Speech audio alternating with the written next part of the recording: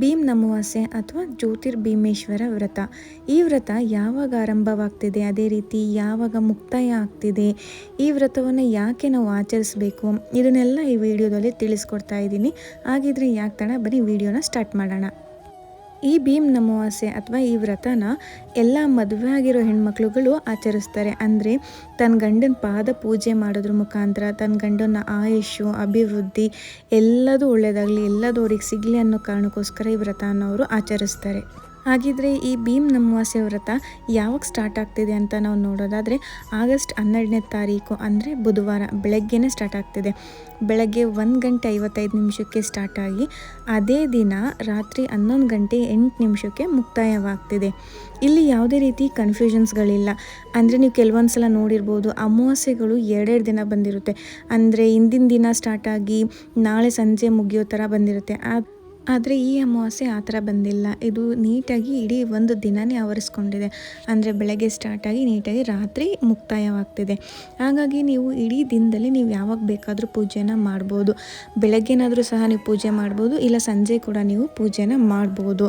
ಹಾಗಿದ್ರೆ ಕೆಲವು ಹೆಣ್ಮಕ್ಳನ್ನ ನೋಡಿದ್ದೀವಿ, ಕೆಲವರು ಇದನ್ನು ಉಪವಾಸ ಇದ್ದು ಆಚರಿಸ್ತಾರೆ. ಅಂದರೆ ಉಪವಾಸ ಇರೋರು ಬೆಳಗ್ಗೆನೇ ಸಂಕಲ್ಪ ಮಾಡಿ ಜ್ಯೋತಿರ್ಭೀಮೇಶ್ವರ ವ್ರತವನ್ನು ಮಾಡಿಬಿಟ್ಟು ಸಂಜೆ ಗಂಡನ ಪಾದ ಪೂಜೆ ಮಾಡಿಬಿಟ್ಟು ಆಮೇಲೆ ಊಟ ಮಾಡಿ ಅವರು ಉಪವಾಸನ ಮುಗಿಸ್ತಾರೆ.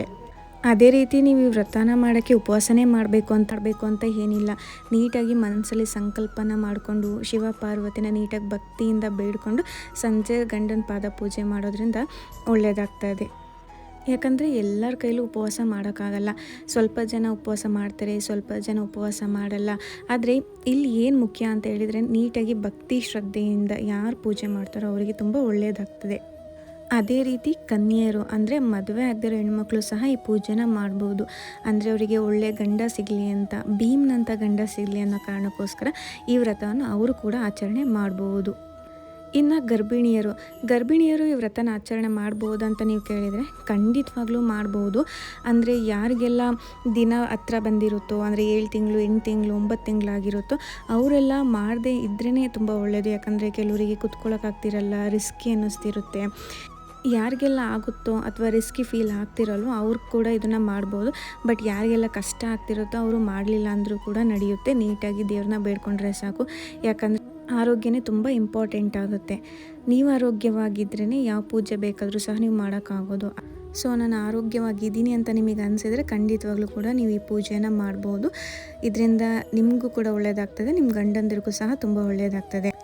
ಈ ವಿಡಿಯೋ ನಿಮ್ಗೆ ಇಷ್ಟ ಆಗಿದರೆ ಲೈಕ್ ಮಾಡಿ, ಶೇರ್ ಮಾಡಿ, ಕಮೆಂಟ್ ಮಾಡಿ.